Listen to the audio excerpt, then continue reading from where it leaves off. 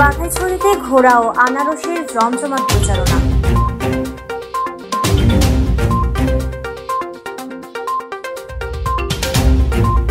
আসন্ন 29 মে ষষ্ঠ উপজেলা পরিষদ নির্বাচনের তৃতীয় ধাপে বাঘাইছড়ি উপজেলা পরিষদের 2 চেয়ারম্যান প্রার্থী নির্বাচনী প্রচারণায় ব্যস্ত সময় পার করছেন।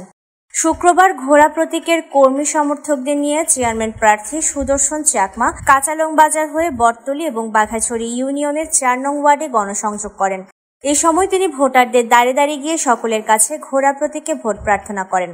অপর চেয়ারম্যান প্রার্থী অলিভ চাকমা আনারস প্রতীকের কর্মী সমর্থকদের নিয়ে বটতলী বাজার হতে লাইলাঘোনা এফ ব্লক 7 নং ওয়ার্ড জীবতলী মধ্যম বাঘাইছড়ি হয়ে মোরঘুনাছড়া এলাকায় জনসংযোগ করেন।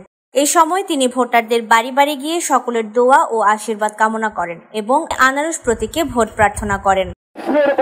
আমার আছে জনবল, আমার আছে জনবল, আমার নাই রে অস্ত্রের বল, আমার নাই রে টাকার বল। 29 তারিখে দিয়ে দেবেন, ইনশাআল্লাহ দিয়ে দেবেন। মার্কা গিরে